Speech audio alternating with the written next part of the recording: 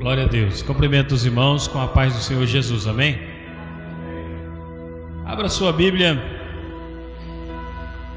na carta de Paulo aos Filipenses, capítulo de número 4, aleluia, e o versículo é o de número 6. Nós estamos numa série de mensagens sobre cura para a alma. Domingo passado nós falamos um pouco aqui sobre depressão, que é considerado um mal do século.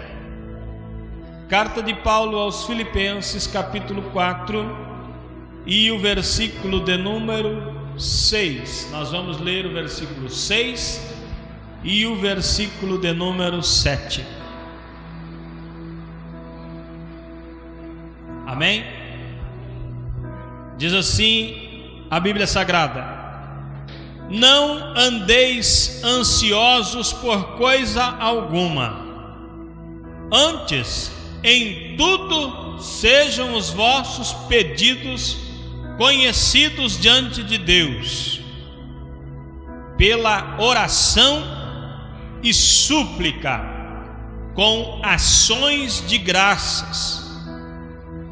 E a paz de Deus, que excede todo entendimento, guardará os vossos corações e os vossos pensamentos em Cristo Jesus. Amém. Pode se assentar. As estatísticas dizem que a cada 3 pessoas no mundo, uma está desenvolvendo algum tipo de ansiedade. 50% das pessoas que são hospitalizadas, que vão ao médico, têm ansiedade. Mais de 3 bilhões de pessoas no mundo sofrem de algum transtorno de ansiedade, e 1,4 bilhões estão em depressão. Mas o que é a tal da ansiedade? A ansiedade é um grande mal-estar físico e psíquico, aflição, agonia, desejo veemente e impaciente por alguma coisa. No dicionário Aurélio diz aflição, estado emocional angustiante, acompanhado de alterações somáticas, ou seja, alterações cardíacas, respiratórias e etc, assim por diante, em que se prevêem situações desagradáveis, reais ou não. A pessoa começa a imaginar coisas, supor coisas, hipoteticamente, vai e se, e às vezes isso nunca vai acontecer, mas a cabeça da pessoa já está lá na frente, já está sofrendo. Em algumas traduções das nossas Bíblias não diz ansiosos, em algumas traduções diz não estejais inquietos por coisa alguma. Então, em vez de ansiosidade, fala sobre inquietação. Ansiedade é o berço de quase todas as doenças da alma, incluindo depressão e a síndrome do pânico, que nós vamos estar falando domingo que vem. São as mais graves doenças da alma, onde as pessoas sofrem muito. Mas existem vários tipos de ansiedade. Para começar, eu preciso dizer que a ansiedade é uma emoção normal do ser humano. Todo ser humano tem ansiedade. É uma emoção normal. Imagine o dia que você vai casar. Se você não estiver ansioso por esse dia, você não é humano. Imagine, falta 1 hora para casar. O rapaz está tranquilo, a menina não está nem aí também. Daqui 1 hora a gente casa e está tudo beleza. Capaz, irmão. O noivo está desesperado.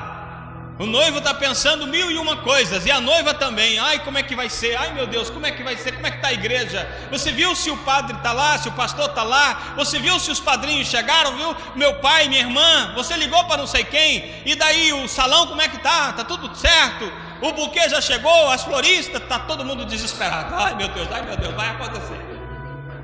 Geralmente dá tudo certo, mas há um desespero antes, e isso é uma ansiedade normal. Isso não mata ninguém, até onde eu sei. Talvez, até onde eu sei, ninguém morreu por isso. A ansiedade é importante para o ser humano, pois ela permite que o indivíduo se prepare e planeje suas ações para lidar com determinadas situações. A ansiedade é importante. As sensações físicas ocorrem de forma instantânea e leva poucos segundos até que o córtex entenda se a situação representa uma ameaça real. Caso não haja perigo, o sistema nervoso começa a se acalmar. O sistema nervoso da pessoa desenvolveu essa emoção. Ele fica preocupado. Então ele viu que está tudo certo, então o sistema vai voltando ao normal. É a ansiedade normal, estou falando. Quando a ansiedade acontece de forma repentina, sem que haja alguma situação de perigo real, e se apresenta de maneira intensa e duradoura, ela passa a atrapalhar as atividades cotidianas e a rotina da pessoa, caracterizando isso pela psiquiatria e psicologia, caracterizando como um distúrbio ou transtorno de ansiedade. Há uma alteração nessa emoção da pessoa. Uma coisa que a pessoa já podia ter se acalmado, mas ela continua ainda desesperada. Ela continua, moço, já acabou. Ah, passou, acabou. E ele está lá ainda, roendo as unhas. E alguns tipos de ansiedade são diagnosticados. Primeiro deles, ataque de pânico. O que é isso?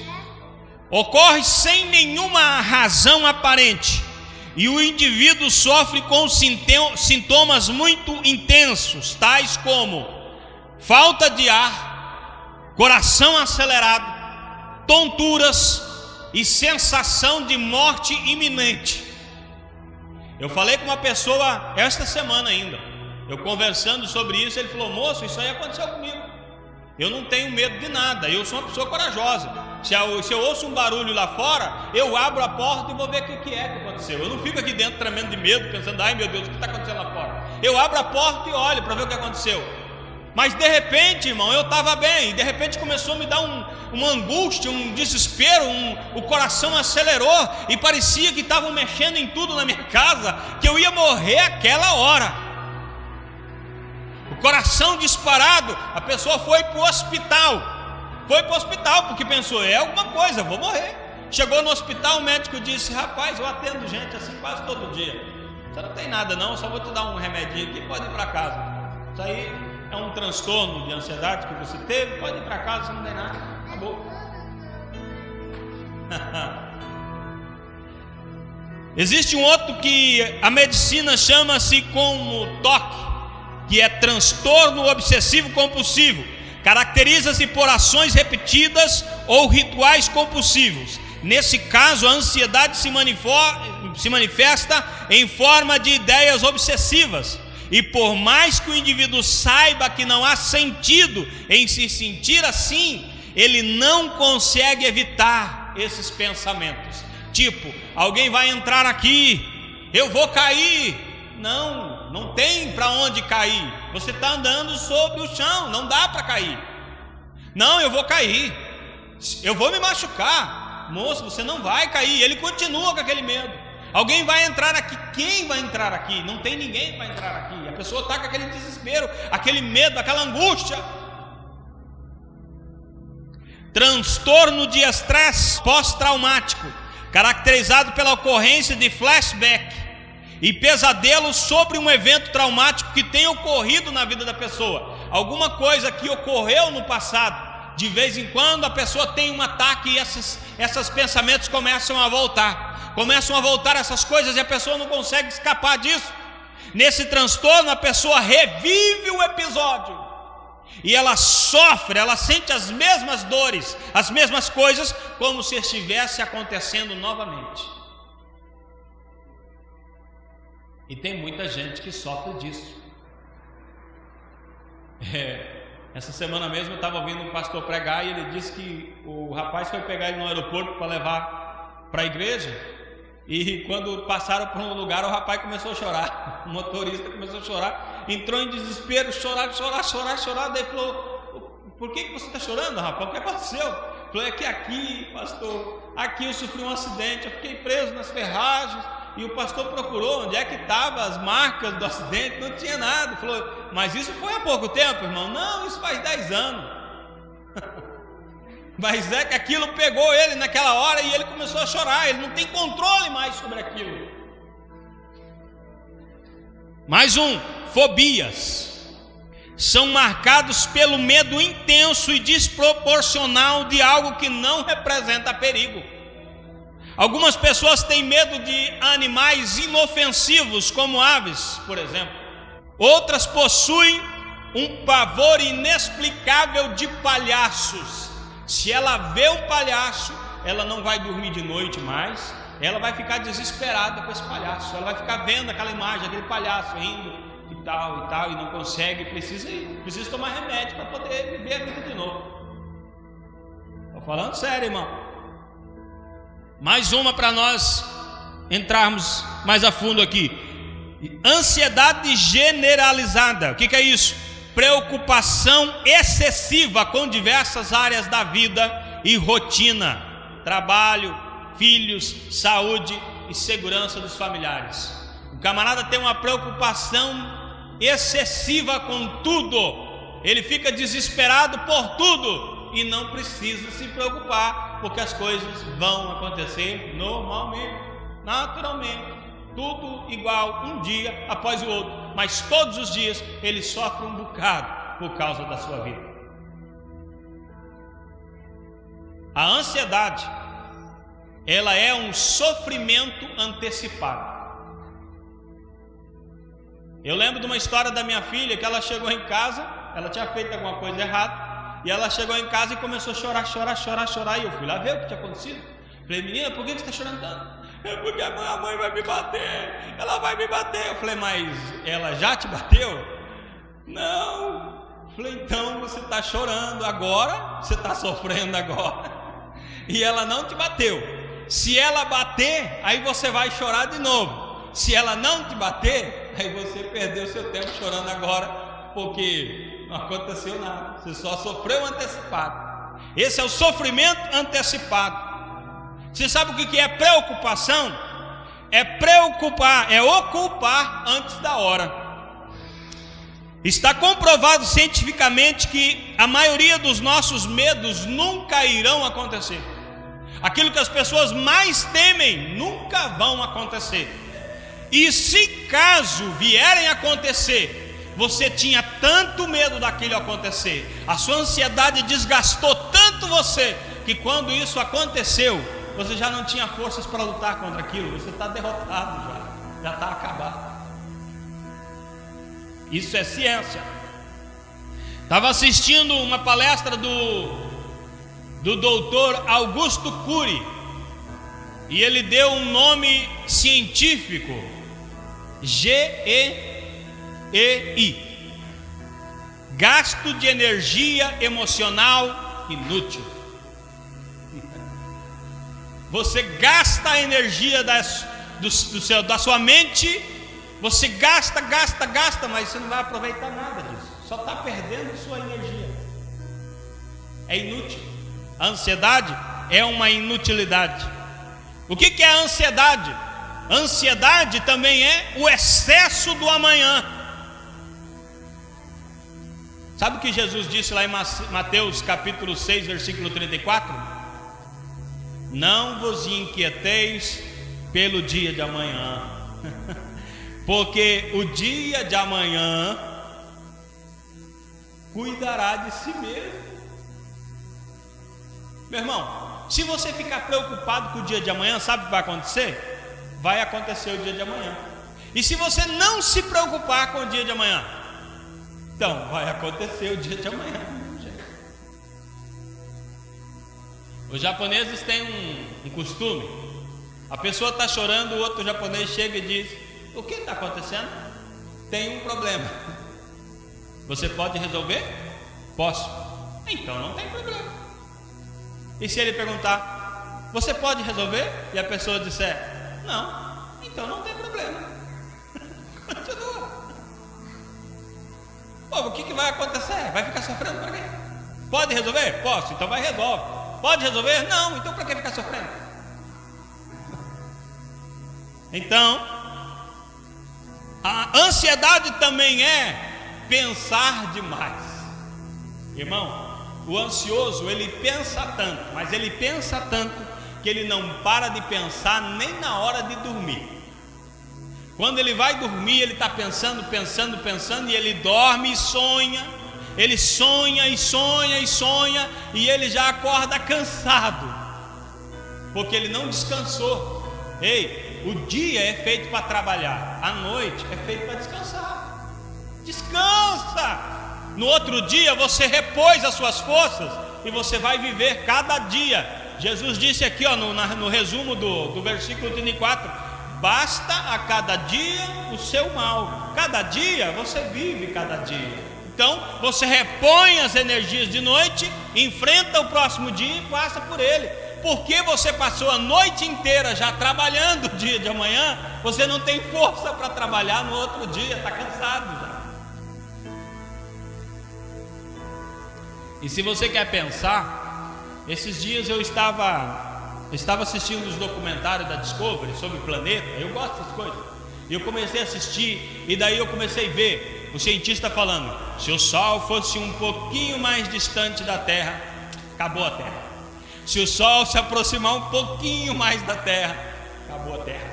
Se vir uma chuva de meteoros sobre a Terra, acabou a Terra. E se não sei o que acontecer, acabou a Terra. E não sei o que, e a Terra, até eu falei: nossa, mas é um milagre a gente estar vivo. Como que já faz mais de 6.000 anos e não aconteceu nada disso? Tudo continua funcionando normal.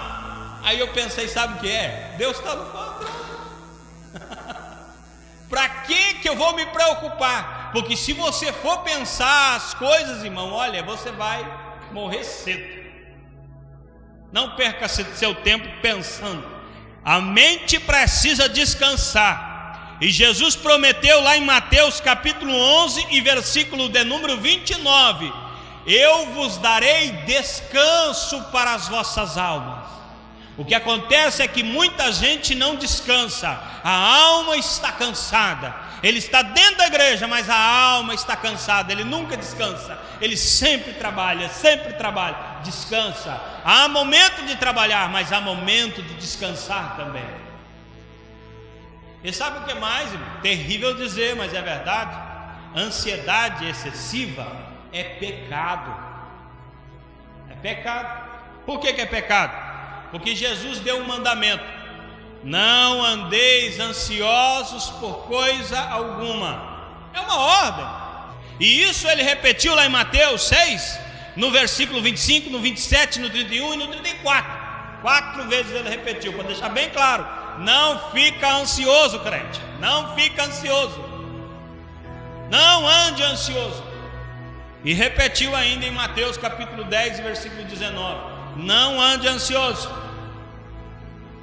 Viver em ansiedade é descrer do cuidado de Deus. É descrer que Deus é poderoso para suprir. É descrer que Deus é tremendo poderoso para suprir. É agigantar os problemas e diminuir o poder de Deus. Por isso é pecado. Viver muita ansiedade é pecado. E a Bíblia registra também em Romanos capítulo 14, versículo 23, que tudo que não provém da fé é pecado. Fé, escuta aqui, fé é a cura para a ansiedade. Se você tiver fé, acabou a ansiedade. Fé destrói a ansiedade. Por que o camarada vai ficar preocupado se ele tem fé? A fé é o oposto. Eu creio. Irmão, está vindo um tsunami, viu? Está vindo e está vindo arrebentando tudo. Vai chegar em Cascavel. Ah, é? Sim. Olha, irmão, vai destruir tudo. Vem arrebentando tudo. É mesmo? Aham. Pois é, mas a minha vida está em Deus, irmão. Estou seguro. A Bíblia diz que é para a gente ficar tranquilo, que a gente crê em Deus, que Deus cuida da gente. Mas, irmão, o tsunami daí, irmão? Deixa o tsunami.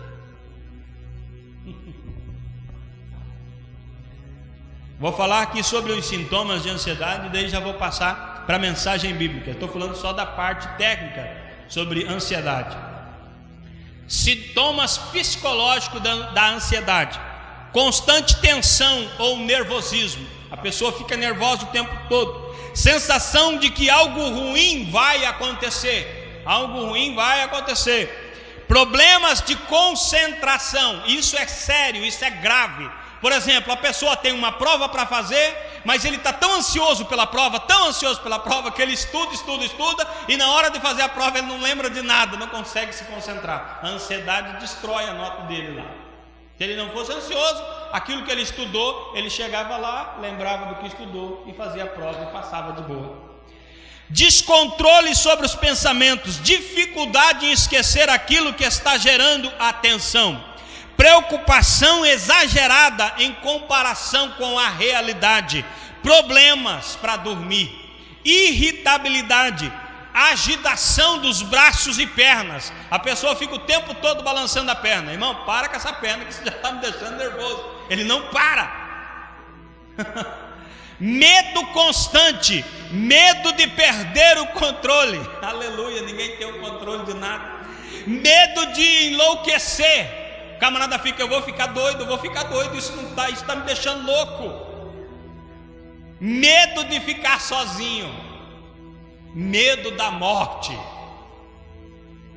preocupações excessivas e percepção de defeitos ou falhas. Para ele tudo está dando errado, tudo está errado. Se acontecer de mais olha, ele viu, está errado. Isso é sintoma psicológico de ansiedade. Sintomas físicos de ansiedade. Olha só o que acontece: confusões e alterações da percepção visual. A pessoa começa a ver coisas que não existem. Não, eu vi, eu tenho certeza. Mas eu estava aqui e não vi. Não, mas eu vi, eu sei o que eu vi. Não, é um distúrbio na mente. A pessoa não viu, mas a ansiedade faz com que ela veja. Dor ou aperto no peito e aumento das batidas do coração. Respiração ofegante ou falta de ar. Isso é muito mais perigoso para uma pessoa que sofre de asma. Aumento do suor, inclusive nas mãos e nos pés. Em pessoas que, quando está muito ansioso, a mão chega quase a escorrer água, outros os pés. E há alguns que esfriam o pé fica frio, legítimo pé frio.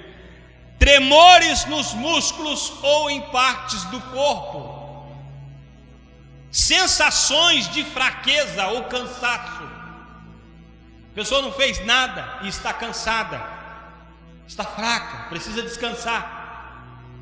Boca seca, começa a secar a boca o tempo todo, ele bebe água e não resolve. Náusea, tensão muscular, dor de barriga ou diarreia, do nada. Insônia, formigamento na pele, queda de cabelo, dor de cabeça. E eu deixei por último, tique nervoso. Pessoas começam a piscar, pisca. Fala, irmão, para, chega de bater foto de mim, chega. O pastor Josué Brandão ali estava pregando, ele falou que ele foi numa reunião e o pastor começou a ficar preocupado, um pastor da reunião, e o pastor tinha um tique nervoso. Do nada o pastor começou a fazer assim, aí o está acontecendo? Não, ele tem esse problema. Quando ele fica muito nervoso, acontece isso. Isso é transtorno de ansiedade. E escuta aqui, irmão. Quando isso começa a pegar a pessoa não consegue mais se livrar disso. Não consegue mais se livrar. Então veja só, eu falei no começo, a ansiedade é uma emoção normal da pessoa. Todo mundo tem. Se não tem, é um robô.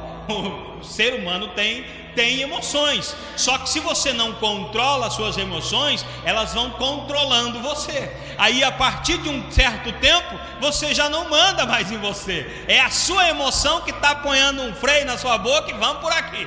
Vamos. Aí você começa a fazer coisas ridículas e todo mundo olhando dizendo: olha, coitado, deve estar sofrendo de algum tipo de ansiedade.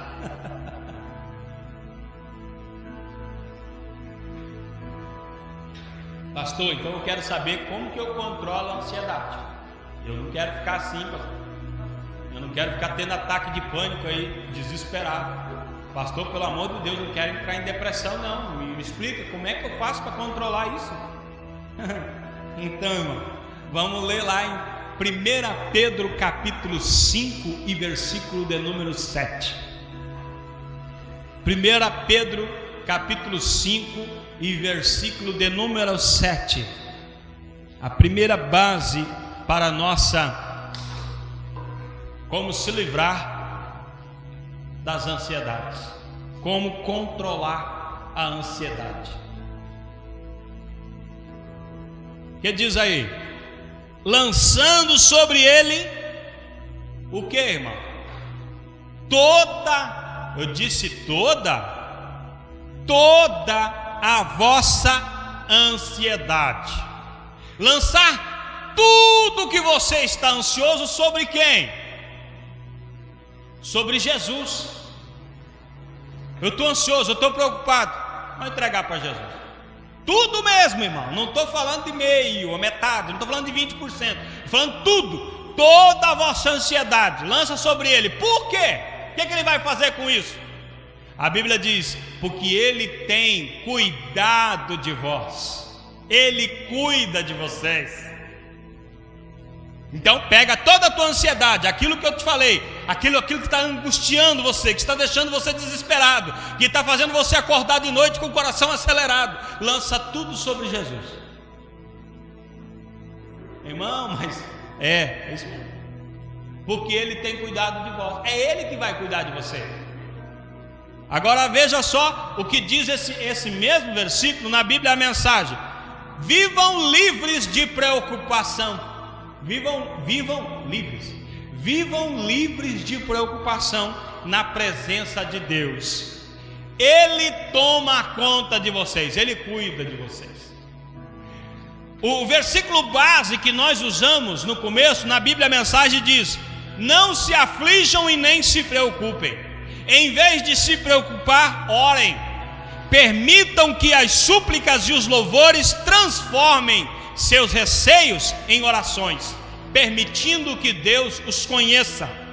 Antes que vocês percebam a compreensão da integridade de Deus. Deus é íntegro, Deus não tem falhas, Deus é íntegro, que só contribui para o bem, virá e vos livrará, e os acalmará. É maravilhoso o que acontece quando Cristo retira a preocupação do centro da vida humana. Primeiro ponto: se livre das suas preocupações. Devemos lançar todas as nossas preocupações sobre Cristo. Sabe por quê? Porque aquilo que não é seu não te preocupa. Ou você anda preocupado com o que está acontecendo na vida dos outros? Tem gente que se preocupa também com o que acontece na vida dos outros. Tem gente que não dá conta de resolver o seu próprio problema e ainda quer resolver o problema do outro. Pega o problema do outro para ele. Ele não resolve o problema dele, não resolve o problema do outro também, mas ele sofre o problema dele e sofre o problema do outro também. E você vai amontoando cargas sobre você. Só que é o seguinte: você não dá conta de carregar a sua, que dirá do outro. é um peso que nós não podemos suportar. Por isso a Bíblia está dizendo: lance sobre Cristo. E Cristo vai fazer o quê? Cristo tem poder para carregar as suas ansiedades, irmão. Ele pode. Cristo tem poder para carregar as suas cargas, cargas do passado, coisas que aconteceram lá atrás e que te afligem hoje, e você fica desesperado. Ai meu Deus, aquilo que aconteceu. Lança sobre Cristo, irmão. Cargas do dia a dia, ai meu Deus, é tanta coisa para fazer. Lança sobre Cristo, irmão. Pode lançar sobre Cristo. E cargas do futuro, o que vai ser de mim daqui 5 anos? O que vai ser de mim daqui 10 anos? O que vai ser de mim amanhã? Lança sobre Cristo. Entrega tudo na mão de Cristo e Ele vai ter cuidado de você. Ele vai cuidar do seu passado, vai cuidar do seu dia a dia e vai cuidar do seu futuro também. Lança sobre Cristo. Eu conheço a história de uma senhora que ela estava andando com um saco nas costas e um moço parou de carro e disse: senhora, a senhora não quer uma carona? Ela falou: eu quero. Então sobe. Ela subiu na carroceria da caminhonete, sentou-se e continuou com o saco nas costas. Aí alguém disse assim: ô senhora, a senhora pode colocar esse saco aí no chão, não precisa ficar com ele nas costas.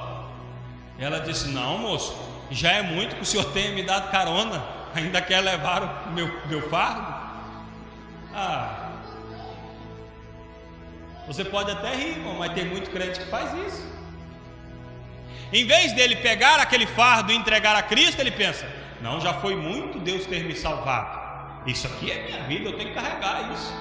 Aqui fui eu que errei, então eu vou ter que dar conta disso. Deixa de ser bobo, rapaz. Jesus pagou por tudo na sua vida. A Bíblia diz lá em Isaías 53: pelas pisaduras de Cristo você foi sarado. Na tradução, a mensagem diz: nós olhamos para Ele e não vimos nada de interessante, nada de atrativo. E Ele foi moído pelos nossos pecados. E quando nós olhamos, nós pensamos que era culpa dele.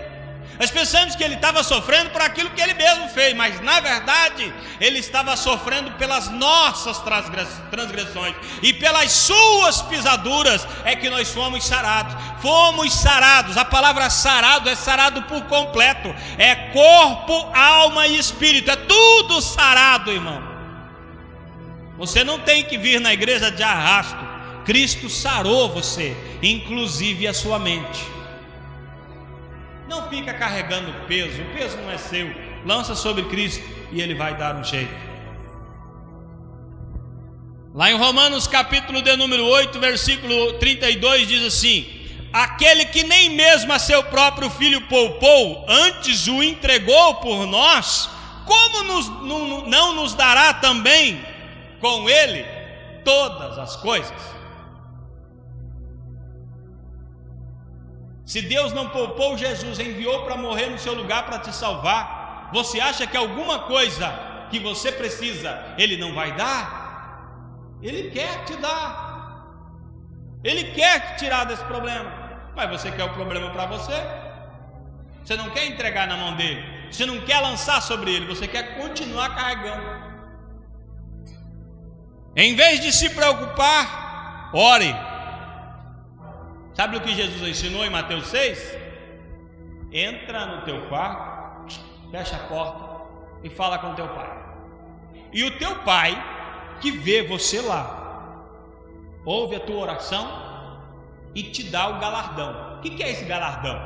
Irmão, o galardão é o seguinte: eu vou sofrer um punhado aqui na vida, mas depois quando eu chegar lá em cima Ele vai me abençoar. Não, irmão, esse galardão aqui não. Esse galardão aqui é o seguinte: você foi lá diante de Deus, dobrou o seu joelho, em vez de você ficar preocupado: ai meu Deus, o que eu vou fazer? Ai meu Deus, o que eu vou fazer? Ai meu Deus, o que eu vou fazer? Você foi lá e orou ao Pai, e o Pai vai ouvir a sua oração e vai dar a resposta da sua oração. É isso, galardão. Claro que a resposta pode ser sim, pode ser não, ou talvez espere, ainda não é tempo. Mas é isso que devemos fazer. Em Lucas capítulo 1 e versículo de número 37, está dizendo o seguinte: para Deus nada é impossível. E lá em Gênesis capítulo 18, versículo de número 14, quando Deus visita Abraão, um anjo diz a Abraão e diz: por esse tempo Sara há de ter um filho. E Sara, uma senhora de idade, riu e disse: capaz, eu dessa idade, meu velho dessa idade, nunca. Aí ela riu. Aí o anjo disse: por que riste? Ela disse: não, tua serva não riu. Riu sim. Por isso o nome de teu filho vai se chamar Riso. Isaac significa riso, porque você riu. Haveria alguma coisa difícil para Deus que Deus não pudesse fazer? Foi o que o anjo perguntou para ela. Haverá alguma coisa difícil para Deus? Não, não existe nada difícil. É coisas difíceis para nós, coisas muito difíceis para nós. Coisas que parecem serem fáceis acabam se tornando difíceis. E coisas que você vê e diz: isso eu nunca vou conseguir fazer. Agora Deus, não existe nada difícil. Então, em vez de viver preocupado, vai orar, irmão. Vai orar, Ele pode fazer qualquer coisa. Salmo de número 37, versículo 7 diz: aquiete-se na presença do Senhor, espere nele com paciência, não se preocupe com o perverso que prospera, nem se aborreça com os seus planos maldosos. Não fiquem preocupados, aquiete-se na presença do Senhor. Fica tranquilo, Deus está tomando conta, Deus está trabalhando. Existe um cântico que tem uma frase assim: o teu trabalho, sabe qual é o teu trabalho? É descansar em mim, diz o Senhor. O teu trabalho é descansar em mim. Descansa em mim que eu dou jeito na sua vida. O problema é que nós não conseguimos. Nós queremos resolver. Não, eu vou dar um jeito, Lança na mão do Senhor. Salmo de número 46, versículo 10 diz: aquietai-vos e sabei que eu sou Deus. Tu corre para lá, corre para cá, tu corre que nem um doido, mas tu não para. A Bíblia está dizendo: aquiete-se, calma, fica aqui, eu estou no controle, eu vou dar um jeito. Eu falei que oração é falar. A Bíblia diz lá no Filipenses capítulo 4, versículo 6: em tudo sejam conhecidas as vossas petições com oração e súplicas. Então suplicar não é a mesma coisa que orar. Orar é falar, e suplicar é o quê? Suplicar é derramar a sua alma diante de Deus. A pessoa, quando está orando, ela está argumentando, ela está falando: olha Deus, eu estou aqui porque estou passando por um problema difícil, quero te contar, sei que o senhor já sabe, mas vou contar mesmo assim. Eu estou passando uma situação assim, eu preciso de dinheiro, eu preciso disso, eu preciso daquilo e mais aquilo. Geralmente a oração do crente é só pedir mesmo. Ele passa uma lista enorme de pedidos e tal, ele não consegue. Seria ótimo se o crente chegasse, dobrasse o joelho e dissesse: Deus, eu vim aqui para te agradecer, mas quero te agradecer. Eu sei que não tenho palavras bonitas para agradecer tudo que o Senhor já fez por mim, mas vou tentar agradecer por aquilo que eu lembro, por aquilo que o Senhor tem feito e por aquilo que o Senhor vai fazer também, porque o Senhor é um Deus bom. E ficasse o tempo todo elogiando a Deus, louvando a Deus, contente com Deus, grato a Deus, sempre falando, sem ficar pedindo. Por quê? Porque Deus ia falar assim: esse meu filho é bom mesmo, ele olha, ele só me agradece, eu vou dar um jeito na vida dele, rapaz, vou prover umas situações aí e as coisas vão mudar para ele. Mas como nós não estamos nesse patamar, então pelo menos peça.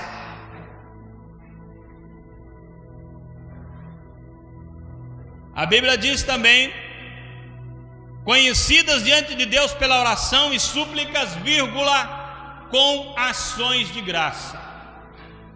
Esse ações de graça, ele fala de contentamento. Antes de eu falar sobre contentamento, eu preciso dizer para você que o apóstolo Paulo, que disse essa palavra, ele estava preso, ele estava sem liberdade, e os seus dias próximos não seriam muito bons. Ele sabia que uma hora ou outra ele ia morrer. E ele está escrevendo e dizendo: em tudo vocês sejam gratos a Deus. Sejam gratos, orem e supliquem com ações de graça. Sejam gratos. Contentamento não tem nada a ver com a situação em que estamos vivendo. Você pode ser grato a Deus. Agora uma pergunta para você refletir: Você realmente é grato a Deus pela sua vida, por aquilo que você se tornou, por aquilo que você é, por aquilo que você vive?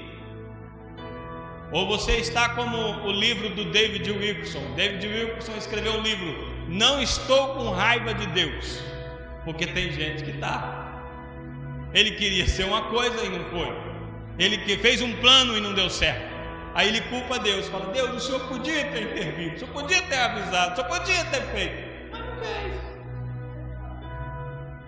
Você é grato mesmo? Você está contente com Deus por tudo que Ele tem feito? Por aquilo que não deu certo? Consegue ser grato? Não é fácil, né?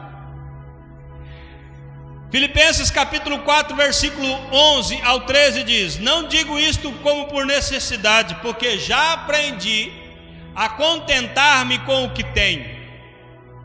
Sei estar abatido em todas as coisas, estou instruído, tanto a ter fartura como a ter fome, tanto a ter abundância como padecer necessidade. Posso todas as coisas naquele que me fortalece. Eita glória, né? Aleluia. Em 1 Timóteo capítulo 6, versículo 8, esse mesmo Paulo diz: Tendo porém sustento e com o que nos cobrirmos, estejamos por isso contentes. Se Deus está nos cuidando, estejamos contentes, gratos, satisfeitos com Deus. Mas a Bíblia já dizia lá no Salmo de número 37 e versículo 4: Agrada-te do Senhor.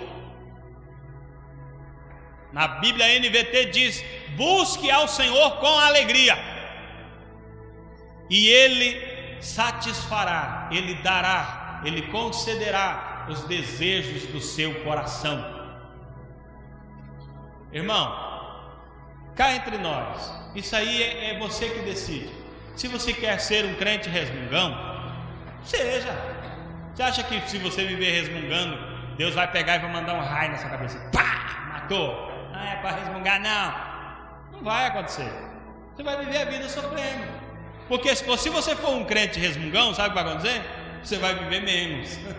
E a sua vida aqui na terra vai ser uma vida ruim, porque em tudo você resmunga. Ah, mas eu queria um carro verde, não vermelho. Ah, é porque agora é vermelho, mas não é o vermelho que eu queria. Ah, é porque essa casa. Ah, é porque meus filhos. Ah, é porque a minha mulher. Ah, é porque meu marido. Ah, é porque o vento. Ah, é porque a chuva. Ah, é porque o sol. Ah, quer ser assim? Sofra. Vai fazer o quê?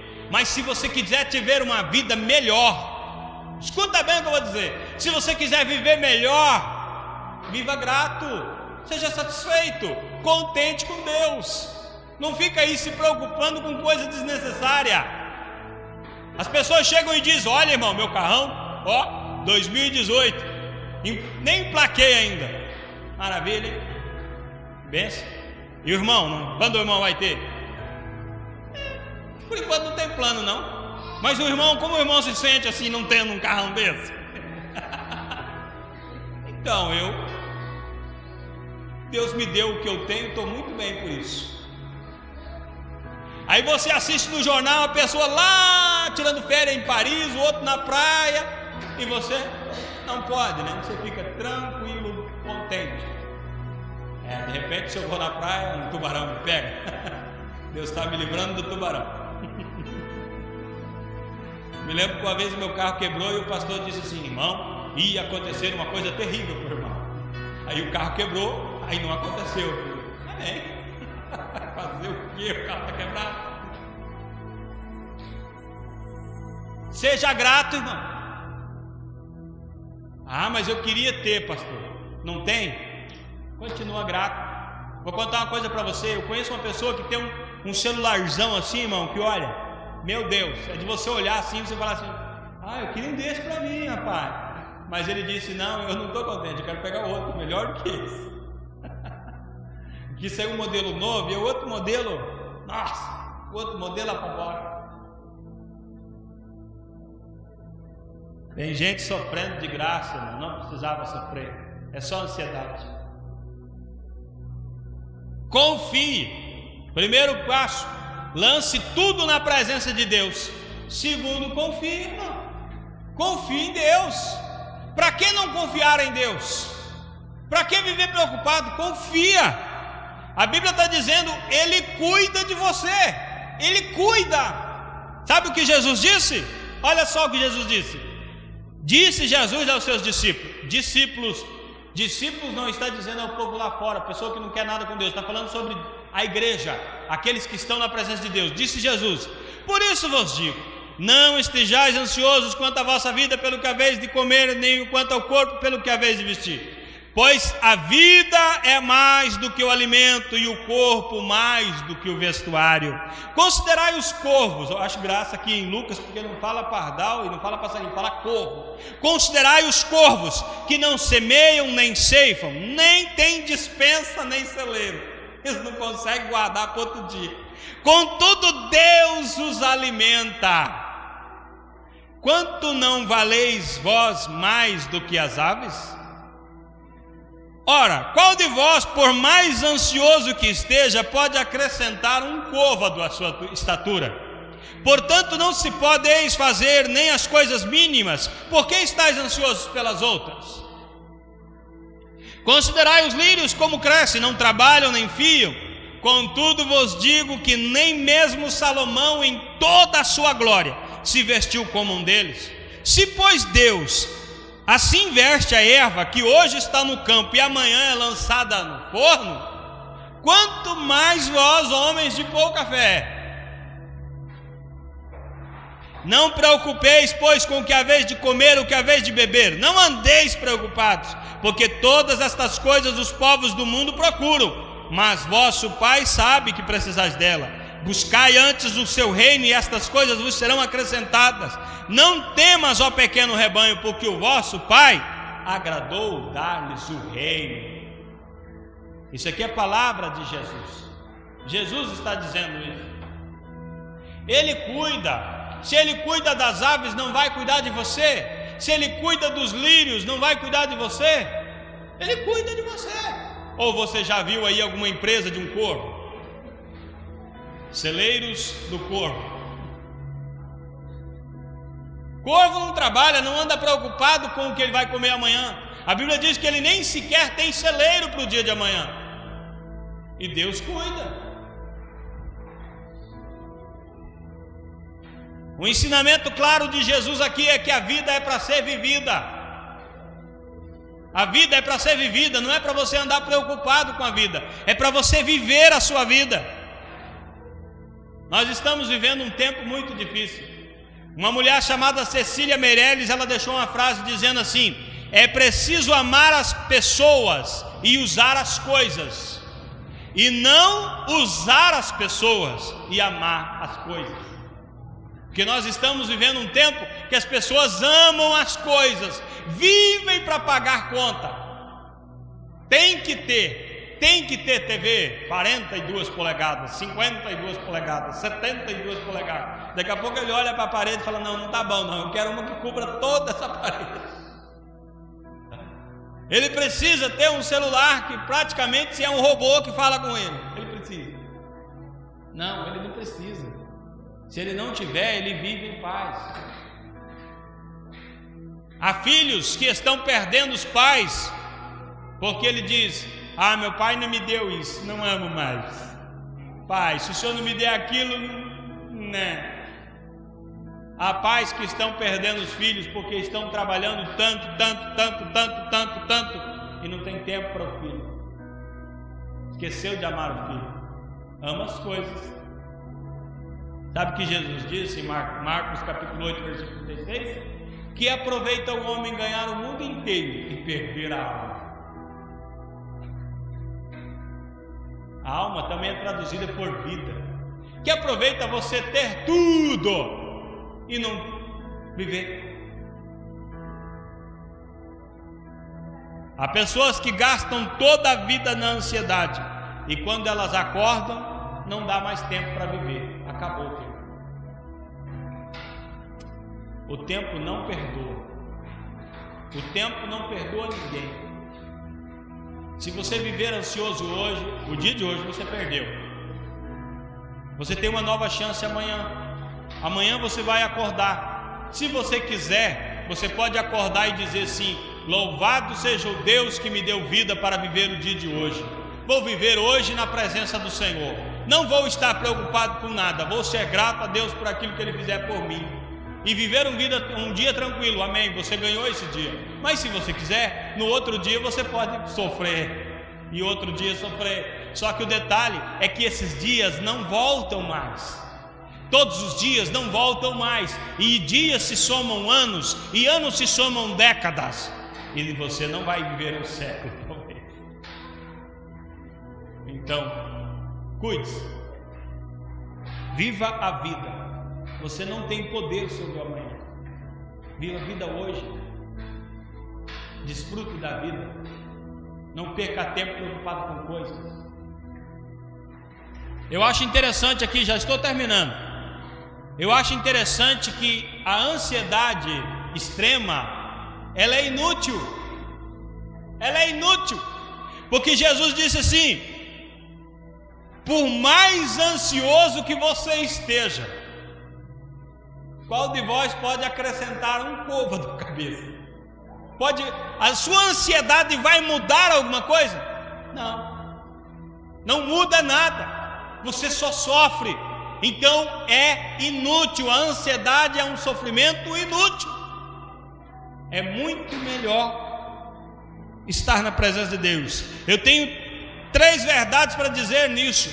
Você não vai poder mudar nada. Segunda verdade: você não tem o controle de nada. Por mais que você pense que tem, não tem. Você não tem o controle de nada. Nada mesmo. Aquilo que você pensa que controla de um dia para o outro, você não tem mais, você não tem nem ligação, nem pôr a mão você pode, não é seu mais.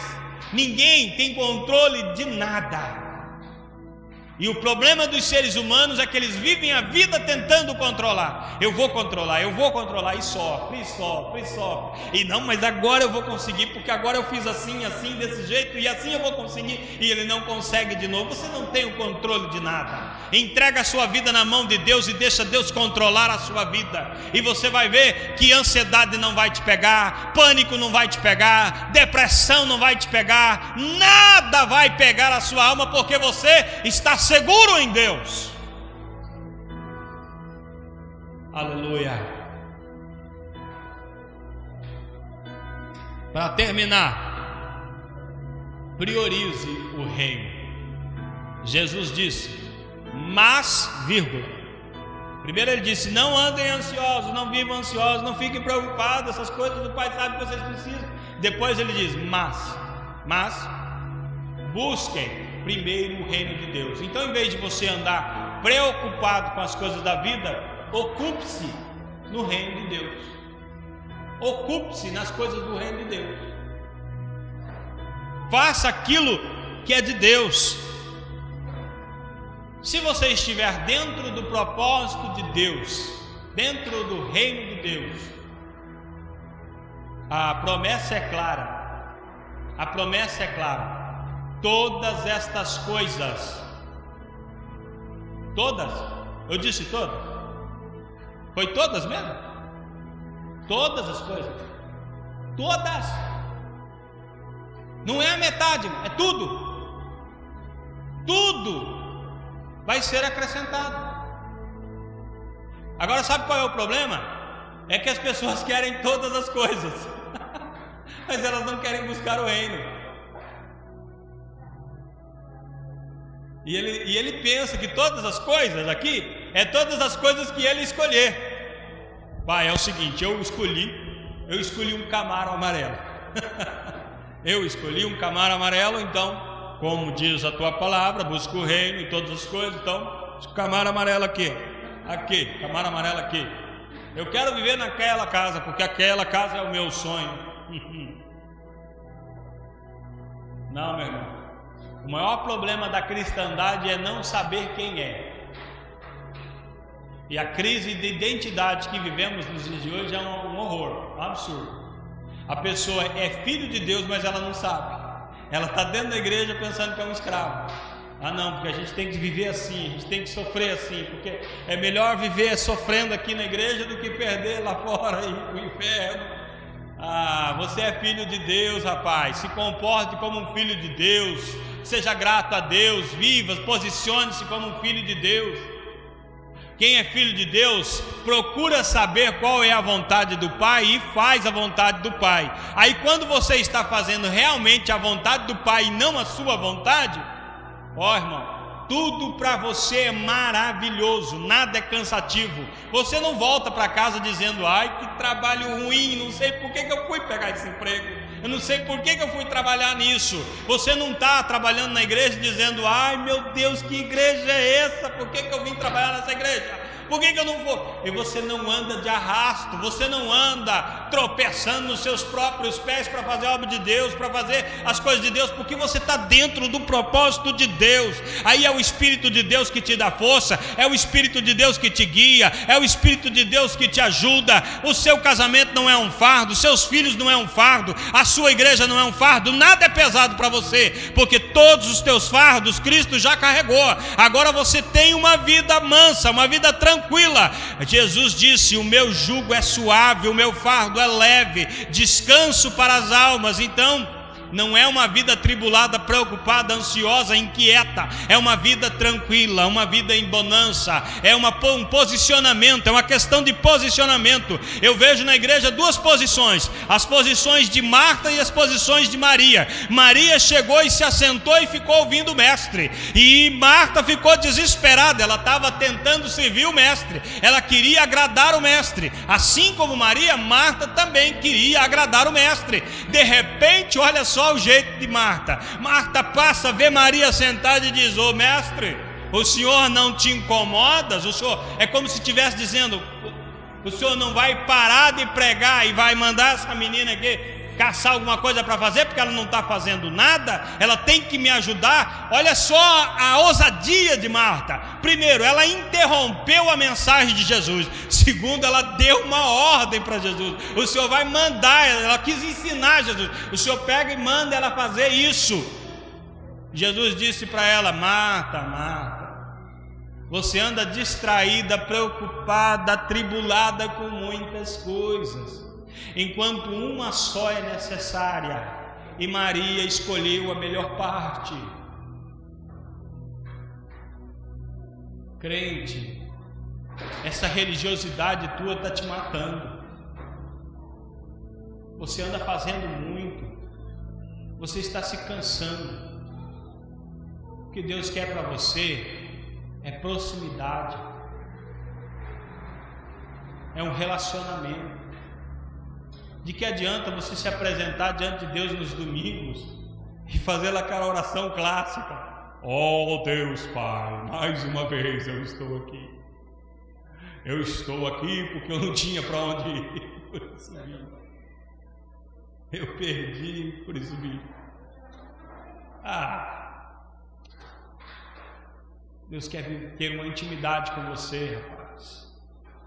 Quando você se aproximar de Deus, quando você ter de Deus, entregar para Deus e Deus ter tudo de você, pode ter certeza, as coisas desta vida não fazem falta.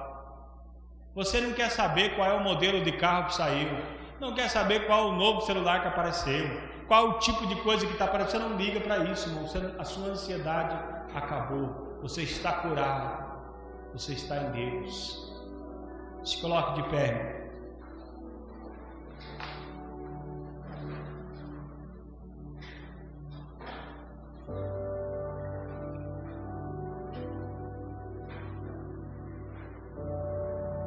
Existe um livro que o autor é John Bunyan, ou coisa assim. Eu não sei falar nem o português direito, que eu diria em inglês ou outra língua que eu nem sei direito.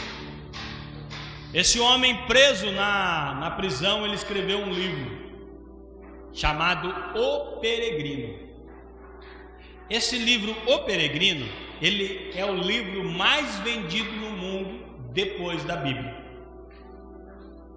Ele foi escrito há muitos anos atrás e até hoje esse livro é vendido. Ele relata a história de um moço chamado Cristão. E ele vai fazendo uma ilustração sobre a caminhada cristã, sobre aquilo que a pessoa enfrenta. Existe filme também, você pode baixar, assistir no YouTube. É muito edificante. O Peregrino. E no capítulo 15 do livro do Peregrino, ele é preso no castelo do gigante Desespero. Você sabe por quê? Eu trouxe um texto aqui do livro que eu vou ler para você. É isso que eu queria. Eis aqui um caminho mais fácil. Vamos, meu bom amigo, passemos para o outro lado. O amigo dele, esperançoso, disse: mas como, se essa trilha não nos desviará do caminho? Porque eles tinham um caminho para a cidade celestial. O esperançoso disse: se a gente sair desse caminho, a gente está desviado dele, ele tem que continuar no caminho de Deus. Não, mas vamos dar, aqui o caminho é mais fácil. Cristão disse: nada disso, veja só, não acompanha exatamente o traçado do caminho. Pegaram um atalho, e quando eles pegaram um atalho, eles foram cair no castelo do gigante Desespero.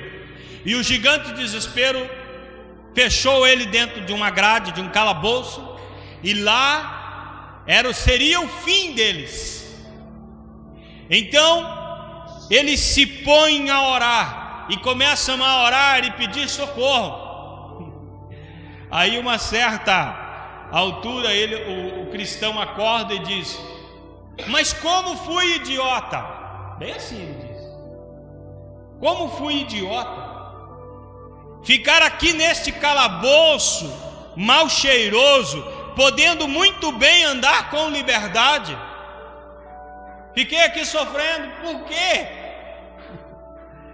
Trago em meu peito uma chave chamada promessa.